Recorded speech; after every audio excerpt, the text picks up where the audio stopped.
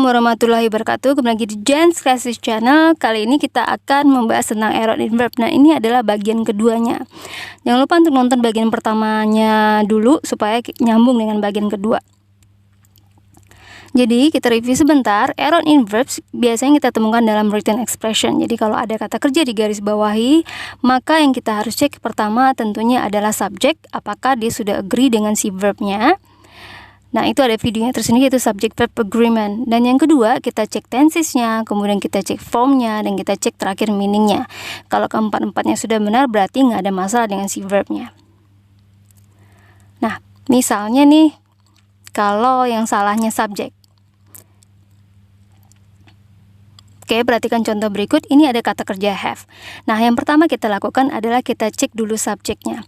Have ini subjeknya adalah noun of the counterfeit money. Nah, ingat, kalau noun untuk menentukan dia tunggal atau jamak, kita harus melihat kata benda setelahnya.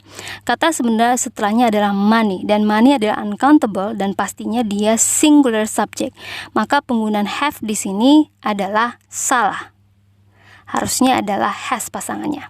Nah, itu contoh kalau kata kerjanya salah karena tidak agree dengan si subjek. Contoh yang kedua adalah ketika verb itu yang salahnya adalah tensesnya. Jadi misalnya kita sudah cek subjek, ternyata benar, maka yang kedua kita cek tentunya tenses, form, dan meaning. Nah, contoh untuk tenses, oke. Kita lihat ada kata kerja votes di sini. Oke, kita langsung cek subjeknya. Subjeknya Senate itu tunggal, dan memang kalau subjek tunggal memakai S maka benar dari subjeknya. Sekarang kita akan cek tenses. Cara mencek tenses paling cepat adalah dengan mencari keterangan waktu. Keterangan waktu dalam kalimat ini kebetulan ada, yaitu tahun 1990. Nah, ingat tahun 1990 sudah berlalu, maka harusnya simple past. Dan kalau simple past kata kerjanya harus bentuk kedua, maka votes di sini salah. Jadi harusnya vote di sini adalah bentuk kedua. Contoh lainnya adalah, coba perhatikan di sini ada has been ya. Di sini ada kata kerja has been. Kita cek subjeknya. Subjeknya adalah it, maka cocok. Has been adalah present perfect, bentuk kata kerja present perfect. Maka kita cek keterangan waktu. Keterangan waktunya nggak ada. Kalau present perfect, keterangan waktunya since atau for. Maka karena tidak ada keterangan waktu, kita cek kata kerja lain. Ternyata kata kerja lain itu memakai were, counted, dan was, yang mana adalah simple past, dan mereka biasanya tidak bisa dikombinasikan kecuali memakai since. Maka di sini juga salah has been-nya, harusnya had been.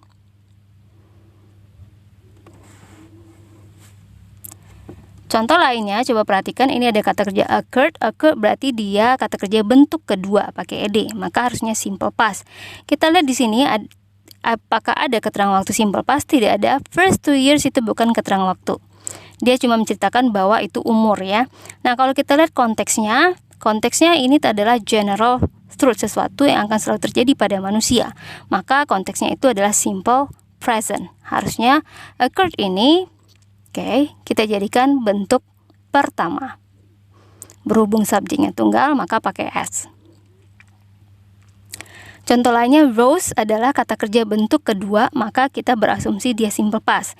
Maka kita cek keterangan waktunya ada since. Nah, ingat kalau pakai since berarti setelah since-nya ada keterangan waktu, berarti dia present perfect. Nah, present perfect harusnya kata kerjanya memakai have atau has. Maka kalimat rose di sini salah, harusnya have risen.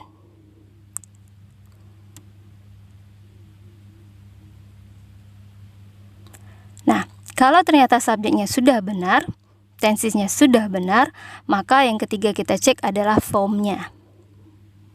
Kita harus tahu dulu form dari kata kerja. Nah, kalau dia kata kerja bentuk pertama,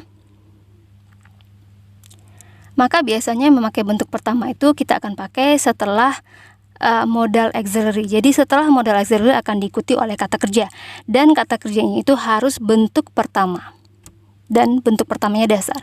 Maka modal auxiliary itu ada may, ada could, can, ada may, might, ada shall, should, will, would, dan must. Setelah modal ini, maka harus bentuk pertama dasar, dengan arti tidak boleh ada penambahan s atau is, ataupun tidak boleh dalam bentuk verb kedua, ataupun tidak boleh dalam bentuk verb ketiga, jadi hanya bentuk pertama. Contohnya, you must had been felt lonely. Perhatikan, setelah must ada kata had. Had itu adalah kata kerja bentuk kedua dan ketiga.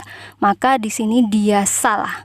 Jadi harusnya have. Jadi apapun tensisnya, pokoknya setelah modal, kata kerjanya harus bentuk pertama.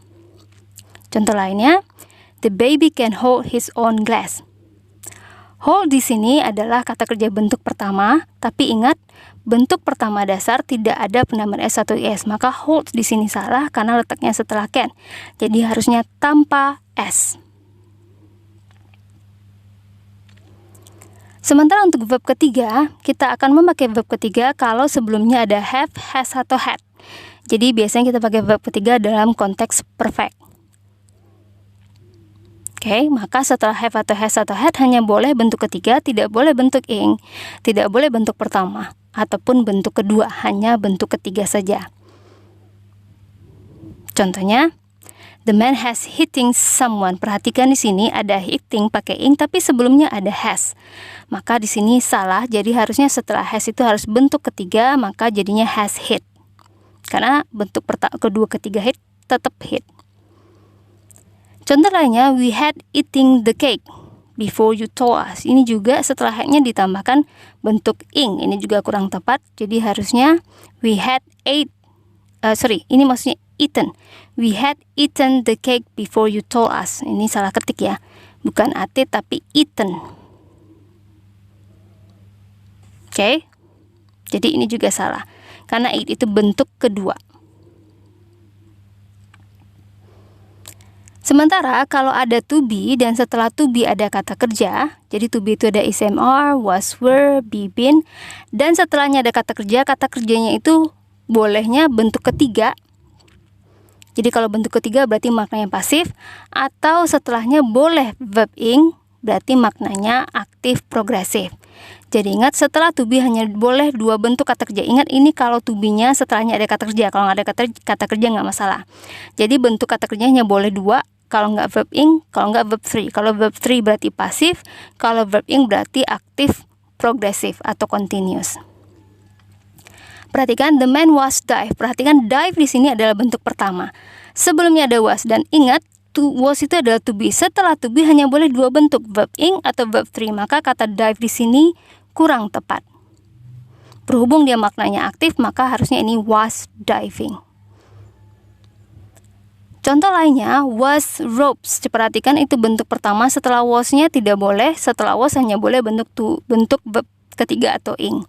Nah, berhubung ini dalam bentuk kalimat pasif, maka dia memakai bentuk ketiga, roped.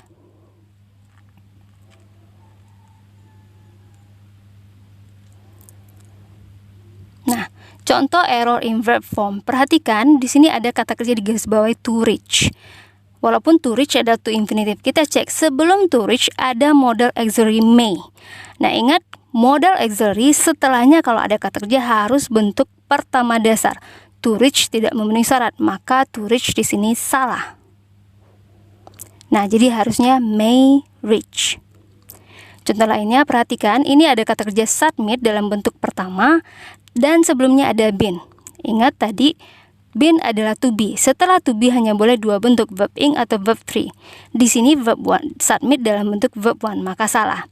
Nah, ini kemungkinan bisa kita ganti dengan verb 3 karena ada kata by, berarti dia pasif.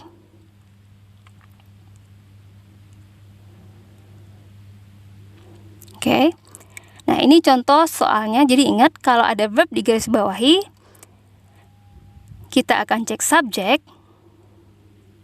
kita akan cek tenses, dan kita akan cek formnya. Jadi kalau cek form kiri kanan, kita lihat. Kalau cek tenses kita cari keterangan waktu ataupun kata kerja lain. Kalau cek subjek ya udah kita cari subjek. Nah, yang terakhir kita cek adalah meaning. Ini jadi yang paling terakhir. Jadi kita akan membahasnya di video ketiganya. Oke, thank you so much today. Semoga bisa dipahami. Assalamualaikum warahmatullahi wabarakatuh.